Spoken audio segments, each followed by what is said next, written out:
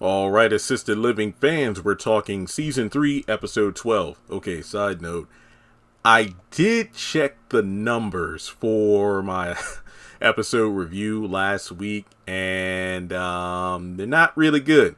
241 views. So, if this episode review and next week don't do well, then I'm not reviewing season 3 anymore. Sorry, but that's the way it is. So, cherish this episode review and next week. To be completely honest, I didn't even think that I should review this week, but I did say that, you know what? I did say I would review 3, and I'm going to review 3. I'm going to keep my word, even though technically based on the ad revenue or lack thereof, I shouldn't. But again, season 3, episode 12, X to Next. Anastasia's first ex-husband contacts her for the first time in decades, but she shows no interest since she's never forgiven him for what he did to her in the past, while the other residents push her to meet with him. So, 6 out of 10. This episode was alright, but I do feel it was lacking in some aspects. This was another episode where there was a lot of tell and not show. For one, we never got to see the Antonio character on camera. He was only mentioned. And that's the thing about assisted living. This is one of those episodes where it kind of suffers from the only having one set, which is the assisted living facility. Like there's mention of the rival assisted living home right across the street. And then you have the hotel, the Ritz being mentioned and things like that. But that's all. So let's jump into it. But let me just say up front, again, if you want me to continue reviewing the show, just go ahead and, show these videos love. Like them, share them around, comment, basically get that video engagement up so YouTube pushes it out more. But Anastasia and Jeremy are watching a scary movie. I think it's, safe to assume it's like Annabelle or Chucky or something like that. And you know what? This is a signal to my technology because I know that our computers and phones watch and listen to us. Just because I mention scary movies, Annabelle, Chucky, Child's Play, don't show me any ads for that crap. I don't like horror movies at all. So you hear me say it now. Don't put it on my ads or news feed. Don't do it. Yeah, I said it. All right. So while Anastasia's freaking out about the movie, you have Jeremy who constantly gets up to answer the door. First, he finds out the facility has been TP'd, toilet paper's everywhere. And I'm thinking to myself, yeah, this definitely isn't pandemic era. This isn't 2020 because if it was, no one would have enough toilet paper to TP a home. Even if they did, hoarders, I admit I had a lot of toilet paper stocked up in 2020. The last thing I would do is TP somebody's home. Hell no. No. As hard as toilet paper was to come by back then, no. All right, then next thing you know, is a stack of pizza boxes. And then Brown, grabs a slice. But, when Jeremy's like, well, that's $50 a slice. Oh, hell no. He throws back in the box. Turns out the assisted living home from across the street is constantly pranking them.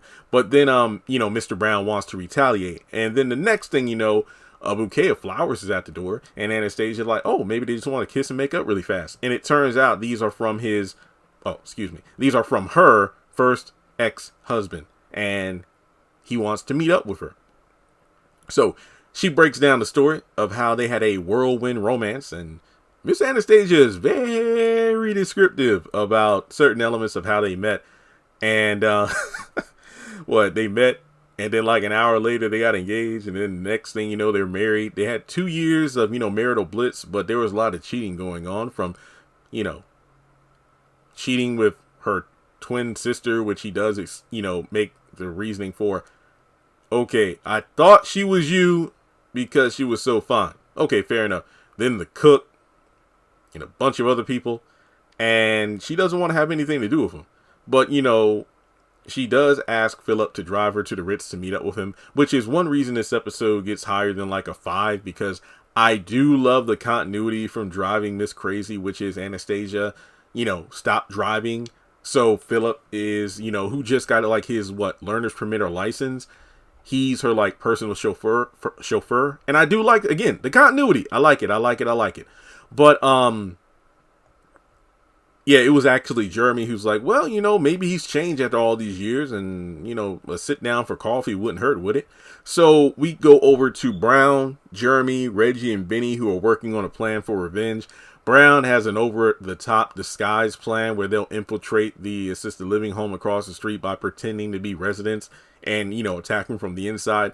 But, Reggie wants to file a lawsuit. Vinny wants to, have sex with all the women over there, which I thought was pretty funny. Yeah, the prank might not, work at first, but it will 9 months later. And then Jeremy's like, I'm the youngest one here, but I'm the most mature. How about we go over there some water balloons? So they go over there, but they're ambushed by sprinklers, and Brown's like, well, you got double pranked, the war is over. And his whole plot for the rest of the episode is basically teaching a lesson by pranking the other residents, like switching Reggie's body wash in the shower with salad dressing, telling Jeremy there's a fire, and he runs out and his face gets hit with like that sticky glue trap paper. And then Anastasia, I did like this, he put a fake spider in her mug. It's like, oh, I made you some tea. And then she grabs it, sees the spider, fakes a heart attack. Brown falls on the ground, oh my god, I just killed a movie star. And she's like, and scene, I pranked you. I did like, I did like that. The prank king got, schooled by the prank queen. That was pretty clever. So this is all in the midst of Anastasia coming back from the hotel pretty dang happy because her ex proposed on the spot, said that they'll be married, immediately at the Eiffel Tower in Paris. And she plans on, moving to Paris, and, that'll be the end of that. So she'll be leaving tomorrow.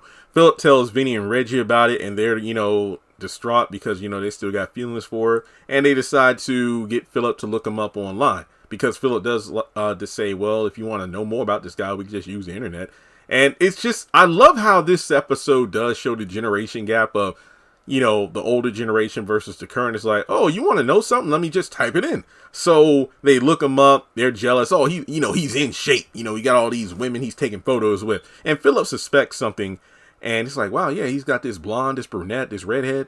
And they're like, fine, try to find some dirt on them. But Anastasia comes in and tells them to make sure they come to her going away party tonight. So fast forward to Philip telling Anastasia about how Antonio's a cheater via social media and whatnot. And he actually contacted these girls to confirm Antonio was still a cheater, because remember, Anastasia was like, oh, he's changed, he's apologetic, he's mature, his biggest regret was cheating on me and, me getting away from him.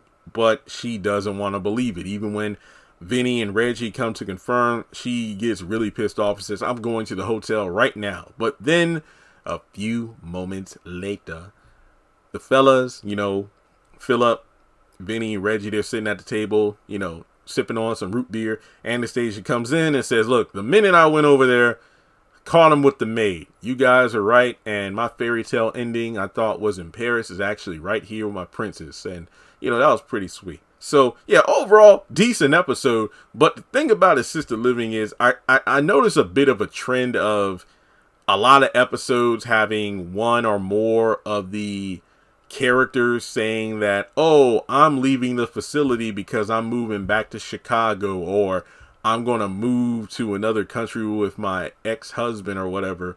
But then by the end of the episode, guess I'm back here because my real family's here. So yeah, that's why the episode only gets about a 6. And like I said, it really would have helped if we met this Antonio character, on screen, just to kind of give a face to the person who is only mentioned in passing. And like I said, this episode didn't overstuff itself by having too many characters. You just had the characters you needed, and that's all you needed to make it, flow. But that's pretty much it. So, like I said, that's all I have to say for Assisted Living Season 3, Episode 12. Let me know your thoughts in the comment section below. Shout out to Miss Anastasia for wearing blue dresses. That is my favorite color, so I do feel like she had 2 different blue dresses on. I think one for each time she went to the hotel, and that stood out to me because, again, I love blue. So support this video, Let's try to get it to at least 1,000 views or something. I mean, if it does decent, like I said, I will do episode 3. But if these reviews don't do well, episode 3 is going to be the final one. So, talk about it, share it, do your thing, like and subscribe, and I'll catch you in the next one.